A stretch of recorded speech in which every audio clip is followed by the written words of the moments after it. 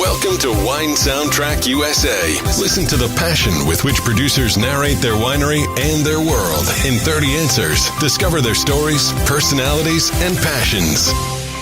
Hello, friends and listeners of Wine Soundtrack. This is Allison Levine, and today I'm with my friend Robert Larsen, sitting here to talk about the Larsen Project. So welcome, Robert, and tell me a little bit about where you're located and about the Larsen Project.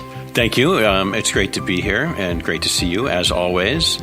The Larsen Project is located in Santa Rosa, California, and it's a twofold business of mine. I do marketing communications, as you know, and I used to work in the wine industry. My last paying gig, where they signed a paycheck and gave it to me twice a month, which was wonderful, was Rodney Strong Vineyards. I left in 2015 to start my own business, as well as to think about starting a little wine brand, which I did start in 2016, and it's also called the Larsen Project. And what are you producing? What grapes and where are you getting your fruit from? Good question. 2016 was a fun and interesting year. I thought I would get 1 ton of Grenache from Peter Mathis in Sonoma Valley, and I'd be off to the races. It didn't work out that way. I got a little less than a ton, so I started searching for topping wine, which, just allows you to make sure your barrels are full. And I talked to Anna Keller at Keller Estate and my friend Eric Miller up at Kokomo, both of whom said, if you need 20 gallons, please just come and get it. However, perhaps you'd be interested in trade for services. You do a little PR for us, we'll give you some bulk wine and barrels and all kinds of goodies. So I went from a dream of making 50 cases to, on my first vintage, assembling, with help, 420 cases. And the wine came from a collection of vineyards in Mendocino County, as well as Sonoma County, dominantly Sonoma County, Sonoma Valley, like I mentioned, Dry Creek Valley, and then the Syrah came from the Petaluma Gap. And so now you're making about 400 cases a year, I would say. And how many different wines are you producing? In 17, I went crazy and purchased my own grapes. So I'm now doing everything from soup to nuts, or grape to glass, as they say in the wine biz. And I had thought that I was just going to continue making a rosé from Grenache and Grenache. But I liked what the Syrah added to the Grenache so much so that I went and got Syrah. So I have about 90-ish cases of 2017 Grenache and a little less than 50 cases of Syrah. And then in a small winery's world, a boatload is over 100 cases. So I have a boatload of rosé, 215 cases actually. So with the small production wine, where can people find your wines? What markets you in? Or are you just direct to consumer? Heavily direct to consumer. People can visit thelarsenproject.com, and we'll have to spell that out because it's kind of spelled differently than you would assume. So the Larsen is Larsen, and then project is Projekt. Larsen is a Danish name. That's the Danish spelling of project. So thelarsenproject.com has my wine available, not through a store of sorts, but basically you email me and I reach back out and figure out how to get you wine within the state of California. I'm not licensed to ship elsewhere, unfortunately. And I've got a few restaurants. You've been in the business for a long time. You meet and get acquainted and become friends with a lot of people. So some restaurants in Sonoma County have been really good to me, and they carry one or both of my wines. And there's a little wine shop called Willoughby's in the town of Petaluma and in Santa Rosa, and they carry my wines. And then Oliver's Markets carries the Grenache, and they've got 5 stores throughout Sonoma County. Well, for people in California, they're very lucky to be able to get your wine. We'll figure out how to get it outside. So tell me, Robert, what was your first memory relevant to wine? My friend in college couldn't believe that I took an internship at a winery because he had previously said, before you start working in the wine business, your favorite wine was I want another beer. That's tongue-in-cheek true, but tongue-in-cheek. Really, it was the internship. It was at Glen Ellen Winery in the town of Glen Ellen up on Sonoma Mountain when the Benziger family still owned Glen Ellen Winery back in 92. And I hadn't thought about getting in the wine business. My girlfriend at the time was working at the Career Center at the college, and an internship ran across her desk. I went and applied for it. The Benzigers had me interview with 7 people to get an internship, which was interesting. And my first day on the job was down in their, what they called a lab, which was really just a hallway with a bunch of beakers and some analysis equipment. And I was writing back label copy for a sweet Muscat Canali. And I thought I could kind of dig working in the business. It's a very good first memory. So, as you've evolved in wine and obviously past that first memory, what was the first or most memorable wine you've ever drunk? First of all, thank you for saying that I evolved. Some folks may not see it yet, but thank you for recognizing that. I really appreciate it. Well, it's going to all depend on your answer now. My favorite experience in wine had to have been a tour of the Rhone, and specifically visiting Gigondas, Vaccaret, and Châteauneuf-du-Pape. And the last stop was at Châteauneuf, and we spent less time there than I would have liked, by a lot. We ended up going into a bit of a cave/retail environment and tasted several wines, none of which I can remember the exact names of because there were so many. But it was an amazing trip that now I'm committed to going back and spending more time, hopefully in the village and staying and then kind of venturing out every day to experience more of Châteauneuf. Among all the populations of the world, who do you think drinks the best in terms of quality? Out of all the populations in the world, who drinks the best? There's this small, very small, intimate population of people that work in the wine industry. They drink the best wine, hands down. Okay. No question.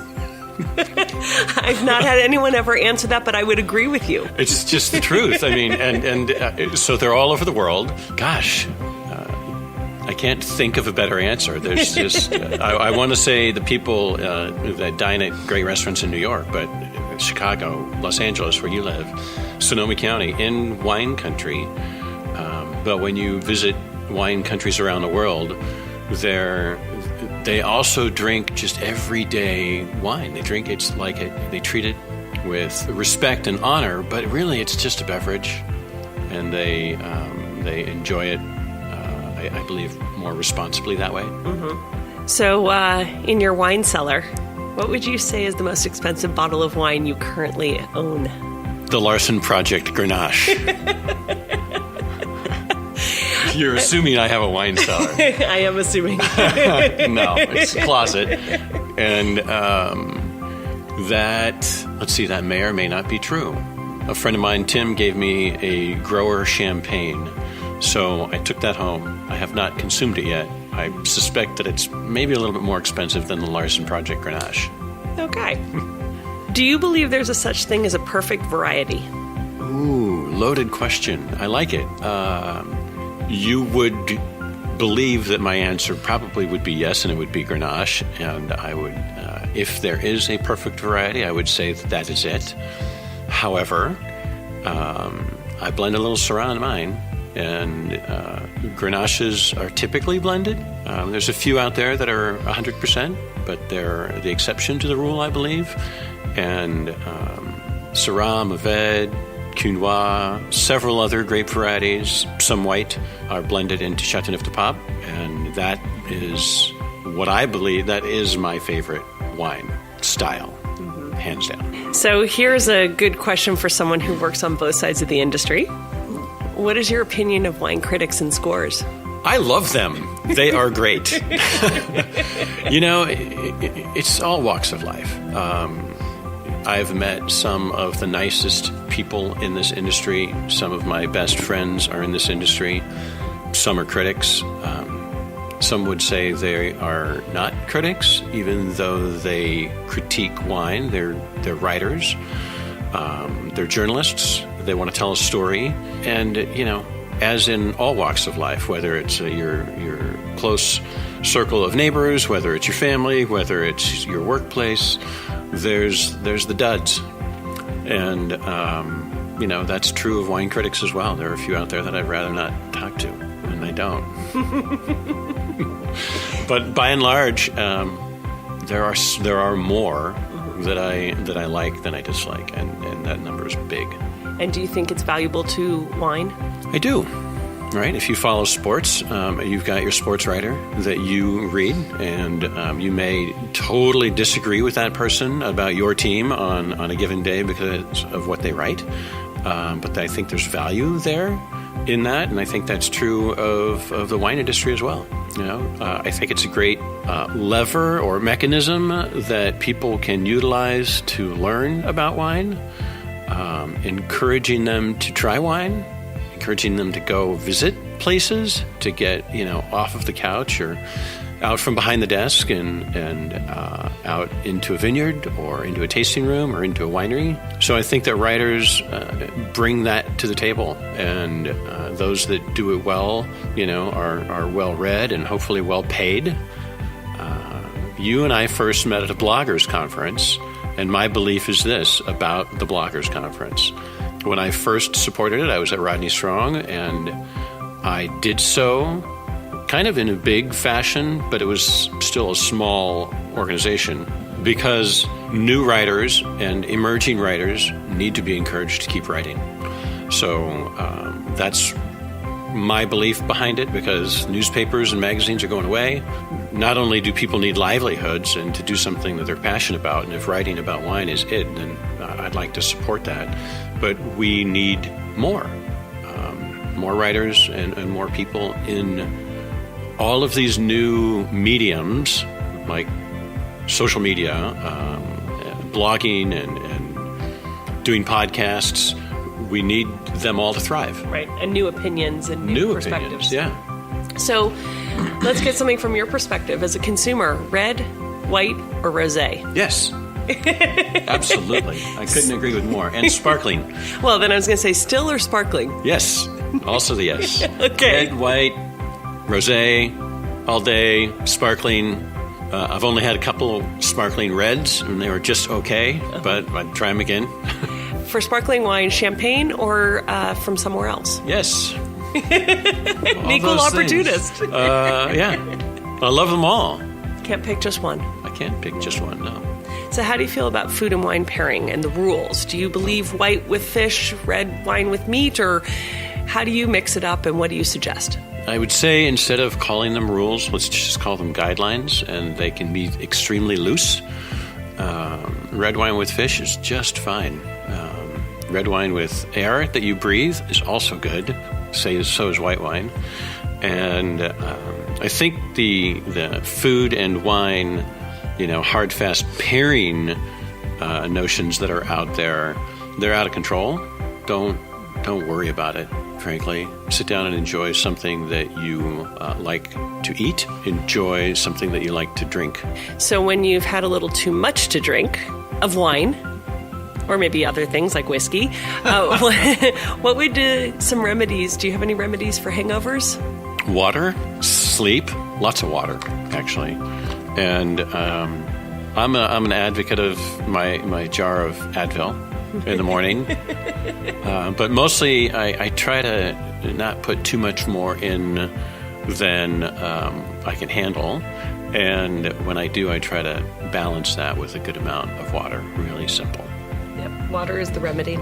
So I know that you make a small amount of wine and not everyone has gotten to taste it, but for someone who doesn't drink wine, a non-drinker, what do they lose out on by not tasting your wine?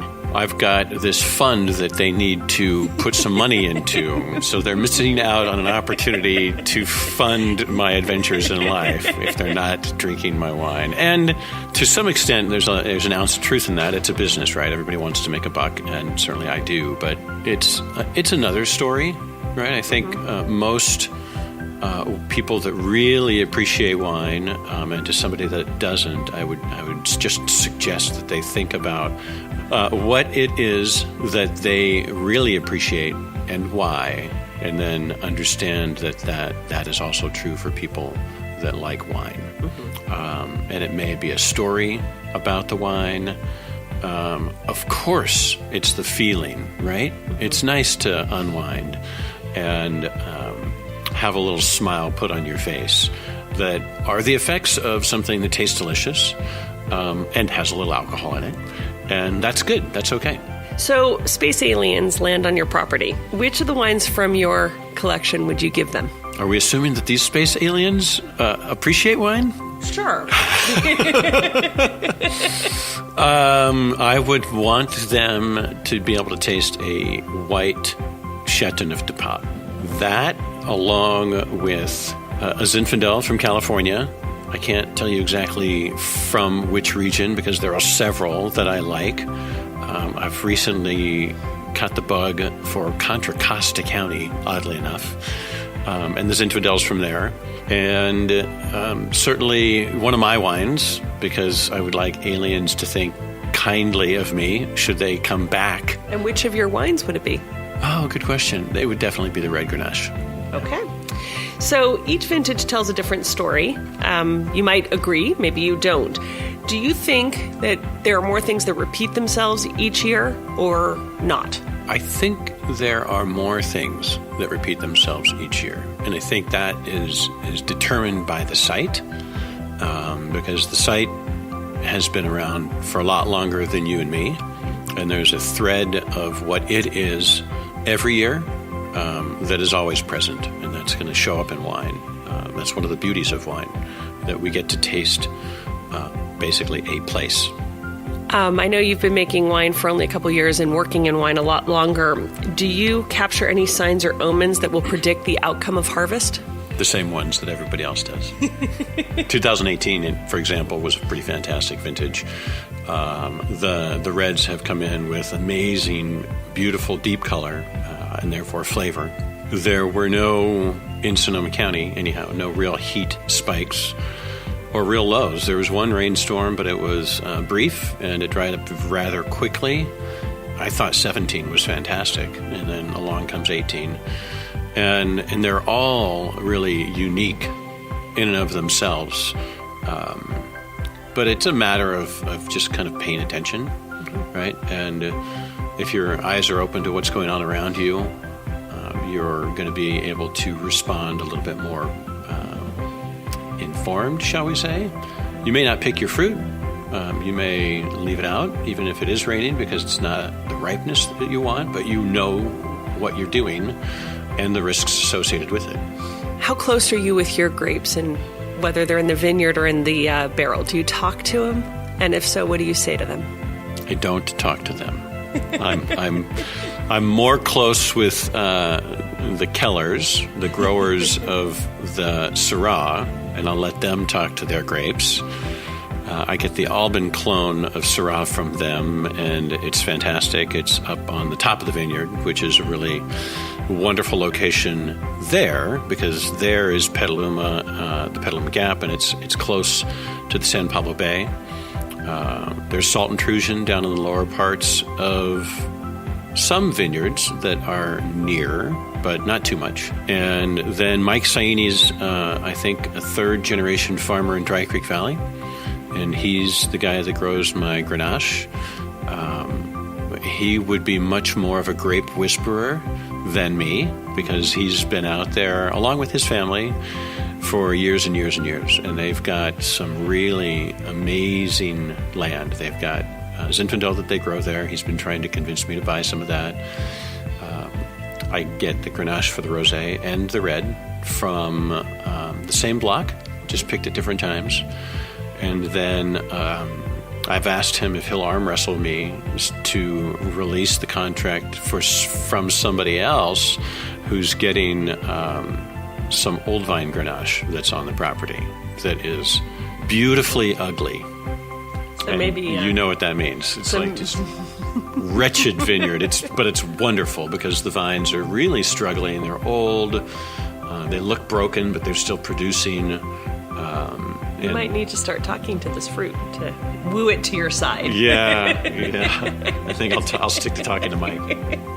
So when you were little, what did you want to be when you grew up? Oh, that's so funny. I didn't expect that question.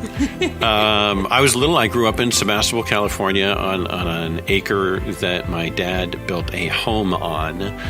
And I was fascinated that he and his brother-in-law, my uncle, and a friend of theirs drafted up the plans to build the home and then built it. So I thought I wanted to be an architect. I thought I would go to Cal Poly San Luis Obispo, down in San Luis Obispo, which I love, by the way, and study to become an architect.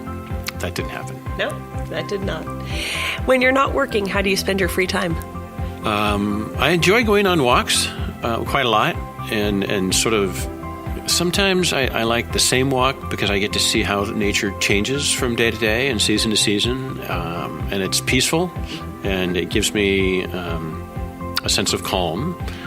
I love the heck out of playing tennis, so I try and play tennis a few times a week.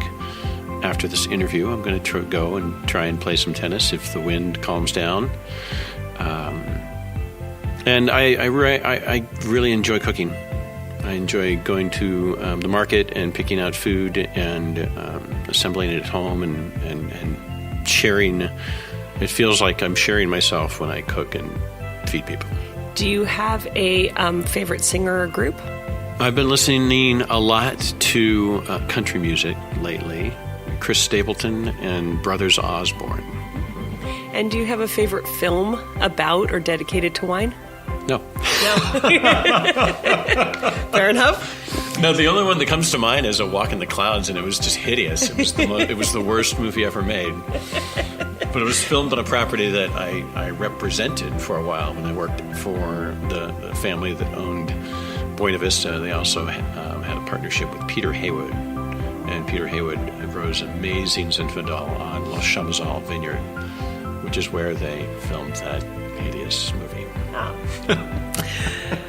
If you were planning a really romantic evening, what wine would you order? Several. I would... What would you start with? I would start with, I'm not going to be brand specific, but I would definitely start with either a really good California sparkling wine or a champagne, which kind of goes back to your earlier question, if I had to nail it. And then I will use one brand. A buddy of mine makes a small amount of wine out of Santa Ynez Valley, and he made a really good Grenache Blanc in 2016, Freedom Wine Company. It's all gone. I think I drank most of it, and I encouraged him to do it again in 2017, but he did not, and I don't know if he did this vintage, 2018. But a Grenache Blanc, ideally his, would be great. I'm a little bit over Pinot Noir, but there are some that are really cool climate in California, or I'd go to Burgundy, and I'd order a red Burgundy. I would definitely have a Chateauneuf de Pape. Okay. And I'm not a dessert wine guy, so... That's okay. Well, you'll be asked another question in a few minutes that you get to Please kind of come up with the same thing. So, I know you're a supporter of sports. Any particular sports teams? All of them. No, I'm a big Warriors fan. I've been a Golden State Warriors fan for a long time. My mom and dad met in Oakland, so they hailed from Oakland before they moved to Sebastopol. So the teams that we watched were the Oakland teams, the Raiders, the Oakland A's, and the Golden State Warriors, which play currently in Oakland, even though they're moving to San Francisco. I was a Raiders fan until they moved to Los Angeles. Then I became a 49ers fan, and it's not really great to be either one of those right now. So I'm not watching a whole lot of football. The basketball season has started, so I'm in good shape. And if your team were to win, what bottle of wine would you like to gift them with? Oh, I'd give them mine. Yeah, rosé and red. I'd be thrilled. They couldn't shake it and, pop it like champagne all over one another, but they could open it, screw cap, it's easy to get into, and pour it all over one another and into their mouths. Yeah. What is the best piece of advice you've ever been given? Business related? However you like it. Business or personal. 90% of doing anything is showing up. Show up, be present. My pal Rusty, when I was an intern, said, it's important to treat all writers like they write for the New York Times. And if you were to give our listeners some advice, what advice would you give them? It'll benefit you greatly if you visit thelarsenproject.com and order a bottle of rosé. Okay. It's a good bit of advice. What would you say your proudest achievement is to date in your work? In my work? It's hard to say. I would say it's a collection of things. It's the achievement of, gaining respect from peers, as I just mentioned, showing up, being present, and being able to have a career that provides for me and my family. It's pretty simple. Being in a state of appreciation and gratitude, and for the things that are around you, and being smart and wise in choosing how to live. Okay, finish this sentence. A table without wine is like a desert. With no water. So if a VIP from any walk of life, it could be politics, entertainment, whatever you prefer, were to be photographed in a restaurant by paparazzi, and in that photo in the background was a bottle of your wine, who would you want that person to be? Roger Federer. That was easy. That was easy. So do you think we'll be drinking wine in 200, 300, 500 years' time? You and I won't be around. But do you think people will be drinking? I do. Yeah. I don't think. It's been around for centuries and centuries and centuries. So, yeah, it's not going away. If you were going to a deserted island, name 3 wines you would take with you. A French rosé from Aix-en-Provence, a Chateauneuf de Pape, and grower champagne. Wow, I stuck right in France, didn't I? Yeah, you did. Wonder where your heart is. So on that note, what is one winemaking area in the world that you would like to explore? I would like to re-explore France. I would also, if I have to pick one. No, it's hard. That's a tough list. Hard. I would love to go to Spain for food and wine and culture. And I would like to check out Australia. I feel like Australia has a great wine industry. I think some of their marketing has been a bit not great lately. And they need to focus on their high-end stuff because they have some wonderful, wonderful wines down there, including Grenache and Shiraz. Shiraz. Well, we're almost finished, but now it's time for our little game here at Wine Soundtrack. I'm going to name a couple grapes, a couple wines to you, and I want you to tell me the music that conjures up, what you'd want to listen to, or what it makes you think of. Okay. So let's start with what you're obsessed with, Chateauneuf de Pape. French cafe music, like a coffee house. There was a video, and some people who listen may even know of the video of this young woman who was on the street with another person, a man, who was playing, I think, a guitar or some smallish guitar, and she was singing. And I would like to see and hear that. Okay. I'm going to go back to your deserted island here with the wine. So, grower champagne. My friends give me a hard time because I listen to classical music in the car. And they're like, oh, Robert's going to be going somewhere in the car. He's probably going to be listening to classical music and going the speed limit. But classical music. And what about... Vivaldi. Vivaldi? Yeah, to be specific. Sorry. Perfect. And what about white Grenache? Something racy, like maybe reggae. Ooh, that's an interesting pairing. I like that. Yeah. And our last one, California Zinfandel, Contra Costa, since that's your new little all right. place. Country. Yeah, country. and it would probably be Brothers Osborne right now because I'm digging on those guys. Very cool. Fantastic. Robert, thank you for joining us here at Wine Soundtrack. You survived. I made it through. That was fun. Thank you very much. That was Absolutely. fun. But before we go, can you just remind people where they can find you and your wines? Find me and my wines at thelarsenproject.com.